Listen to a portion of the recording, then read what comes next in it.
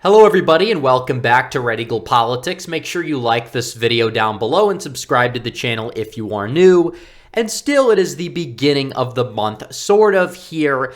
And I wanted to dive in today's video and make a governor's prediction because we haven't made a governor's prediction for a few weeks now, and we're getting closer and closer to the midterms. We are exactly 2 months away from the midterms. The Queen passed away earlier today. Rest in peace. But in terms of American politics here, we have to cover these elections because we understand that these are going to determine who holds the power in a lot of these swing states, who could dictate the election laws ahead of 2024. Will we see people that will take power in the mold of Ron DeSantis, or in some cases, even better than Ron DeSantis, that are going to utilize power to ensure that states remain red states, or turning swing states to be red states in some instances, the way that DeSantis has done in Florida? I'm going to be covering all of that in today's video as we are going to predict these 36 races here. 14 of them already have been decided. There are no elections this year in 14 of these states. So these states that are blacked out in, I guess you would say, light gray on the map right here. So we are going to fill out these states, but first I have to tell you guys about our good friends over at Support the Second Coin. You guys know it better than anybody else that our Second Amendment has never been under attack as much as it is right now by the left, by the Democrats, the liberals, etc.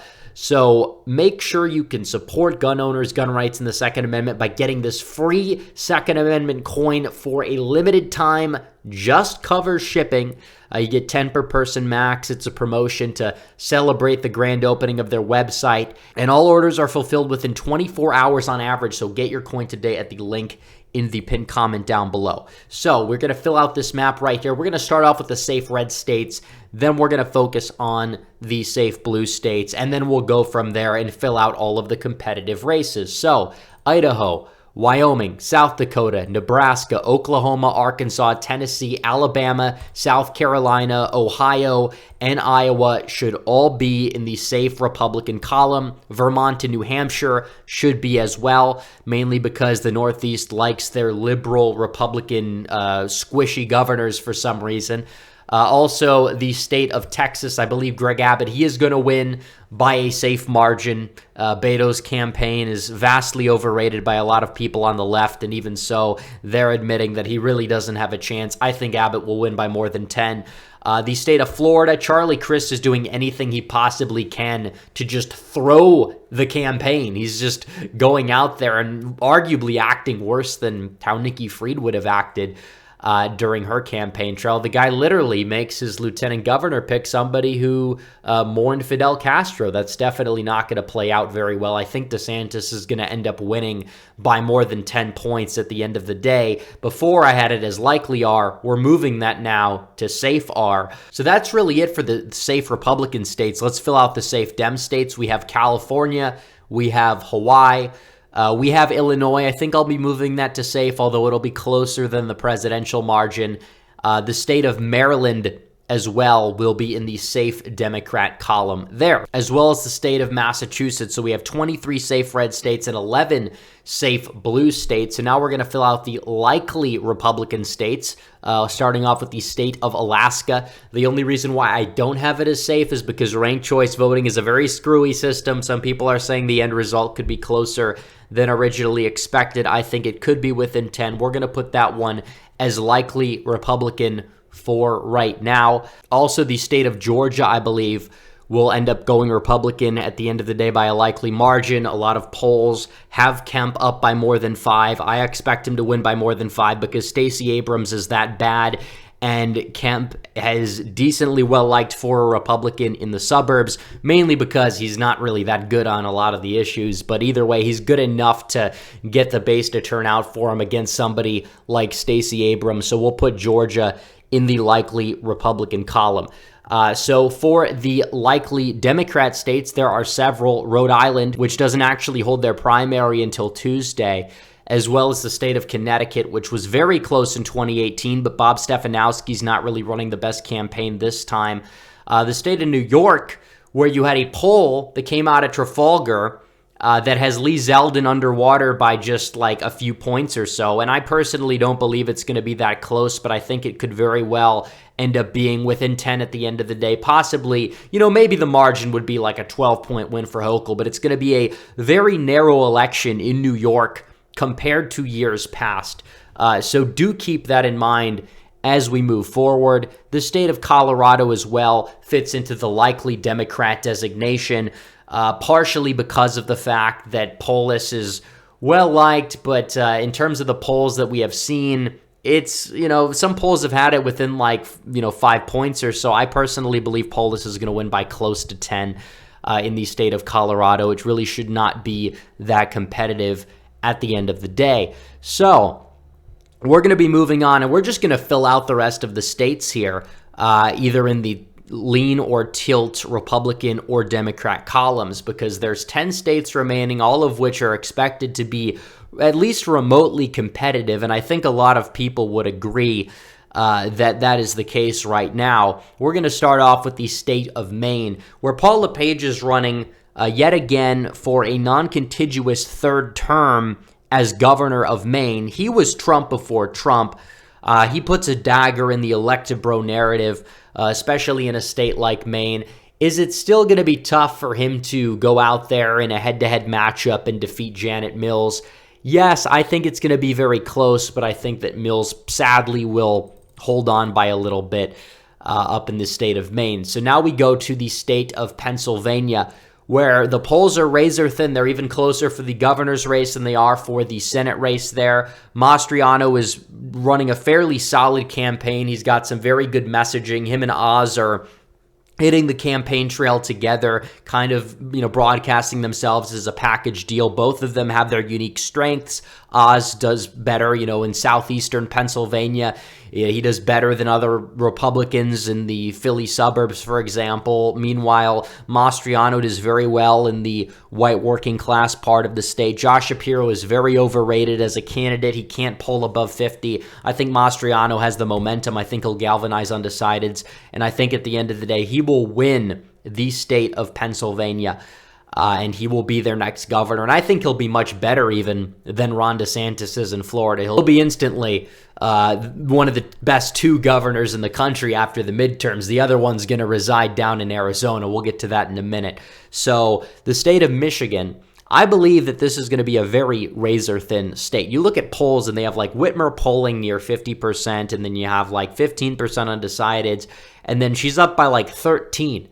And it's that's not going to happen. Trust me. Michigan is going to go down the wire. Abortion being a, cornerstone issue in Michigan, and Whitmer trying to make the campaign solely about abortion, coupled with some of Dixon's comments on the matter, might empower a lot of liberals to turn out in the state. I don't necessarily disagree with that entirely. However, it's not necessarily going to mean that Whitmer's going to go out there and win by 15 to 20 points. You have people comparing Tudor Dixon to Todd Akin, and those claims are just laughable. Dixon is an overall solid candidate. She's solid enough on the issue. She's running a decent general election campaign, but will it be enough against an institution like Whitmer? Even though Whitmer is hated, she's very divisive. She has a lot of supporters, and I don't really know why they support her whatsoever. She's one of the most overrated governors in the country, you could say, among independents, especially in Michigan. I think Whitmer, as of now, holds on. I think Dixon could end up winning at the end of the day, but I will say, as of now, I think Whitmer would be the favorite, but she's not going to win by a ridiculous margin. She'll win by 1 or 2. It's probably not going to be called for a couple of days even. So now we go to the state of Wisconsin, where Tim Michels is the nominee, going up against Tony Evers, who is, again, an incumbent governor in the state of Wisconsin. But at the same time, he's not really well liked. Particularly, he doesn't really have that base among independents in southwestern Wisconsin. He hasn't really been their governor. He's been the governor of Madison. He's tried to be the governor of Milwaukee. He spends more time virtue signaling than he does trying to pass any comprehensive legislation. Either way, he's a horrible governor. The state basically is run by the state legislature and the Supreme Court anyways, which is pretty funny. I think Wisconsin's going to flip. I think Michaels is going to beat him by close to 5, and I think Johnson's going to win by a couple of points more than that. Michaels is from the Fox Cities. He had his business up in, I believe, Oshkosh area, and he did decently in the WOW counties, especially going up against somebody that you would expect to do very, very well in the WOW counties, like Rebecca Kleefisch, and he did very well outstate. He did very well in the primaries in the Driftless area in northern Wisconsin, and those are your red trending counties that you need to win as a Republican in Wisconsin. I believe that he is going to win the state at the end of the day. So now we go one state to the west of Wisconsin, and we go to Minnesota, where Tim Walz is their current governor. Has he done an awful job? Yes, crime is out of control. The whole city of Minneapolis essentially burned to the ground in 2020. He did nothing about it. The loser mayor, Trudeau South, did nothing about it either. And either way, you would expect Minnesota to move right, but that's not how it works. Minnesota is the weirdest state in the country when it comes to voting. It is a state that is over or close to 90% white. Majority of that is working class white voters, your typical Trump base. However, despite some of the rural areas trending red, a lot of the suburbs have been moving vastly to the left, and that is where the concentration of the state population is. Will Scott Jensen do better than Trump did in 2020 in terms of margin-wise? Yes, I think he'll lose by maybe around 3 or 4. That one Survey USA poll is garbage. It's not a legitimate pollster. They're usually off by 10 to 15 points in either direction. So I really wouldn't take the Survey USA poll that had Walz by like 18 into account. But either way, I think Walz is going to end up winning probably by around 3 or 4 points or so. It's just more of a testament to the voters in the state of Minnesota. Although it's possible Republicans could pick off the AG race and would end their drought of not having a statewide official in the state that's been going on for 16 years electorally. So now we go to the state of Kansas. Laura Kelly is the incumbent governor, but you have the incumbent AG, Derek Schmidt, that is running against her. He's decent. I believe that because it's going to be a more red national environment and because the whole Brownback administration's unpopularity has kind of worn off and the Republican brand has sort of improved in the state of Kansas, I would anticipate that Derek Schmidt would win. The only reason why I don't have it as a likely margin is because there's typically going to be a third party that's an independent in Kansas. You don't know how many votes from each side are really going to be taken away there. But I think that Kansas, for all intents and purposes, is going to go Republican probably by around 4 to 5 points or so in the governor's race there.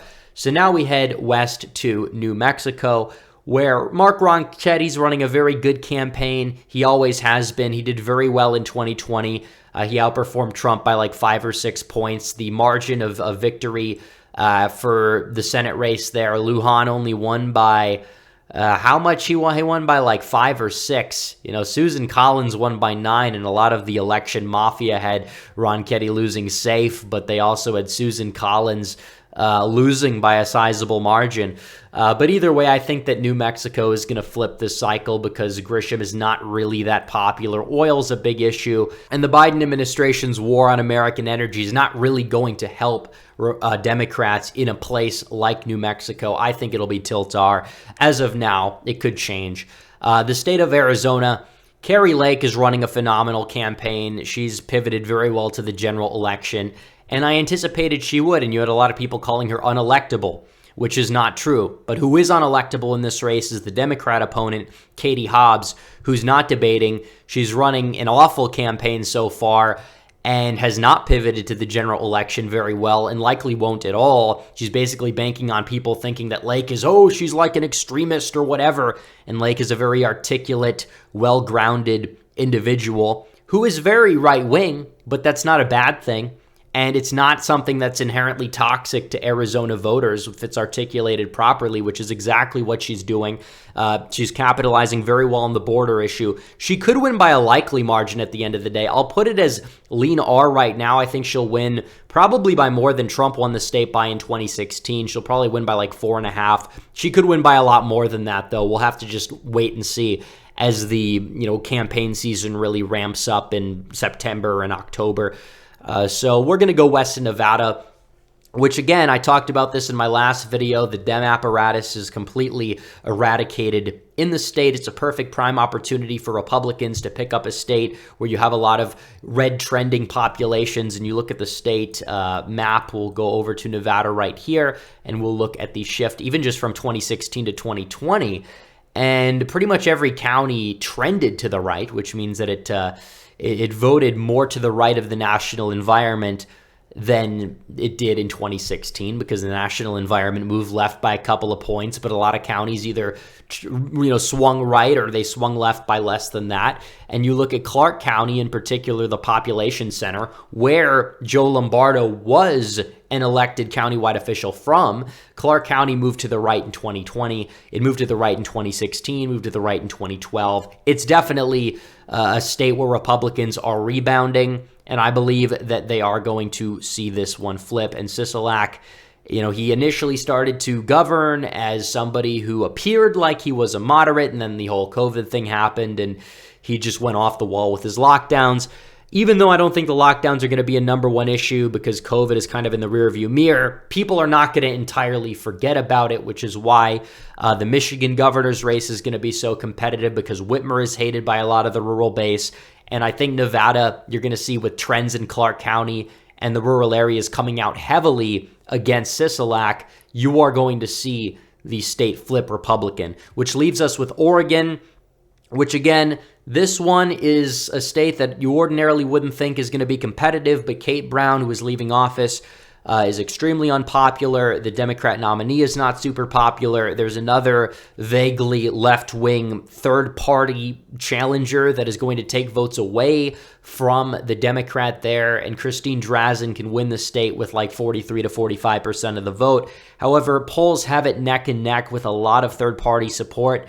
Usually third-party support dips as the election season goes on. I'm not as confident in Drazin as I initially was, especially with the voters in Portland being fed up with the Dobbs decision. I think it's going to go Democrat by like 3 points or so. It's going to be a lean Democrat margin at the end of the day, but still a Dem win nonetheless there. So Republicans with 31 governorships, Democrats with 19 at the end of the midterms. Republicans seeing 4 flips, seeing a flip in Pennsylvania, Wisconsin, actually 5 flips, Pennsylvania, Wisconsin, Kansas, New Mexico, and Nevada.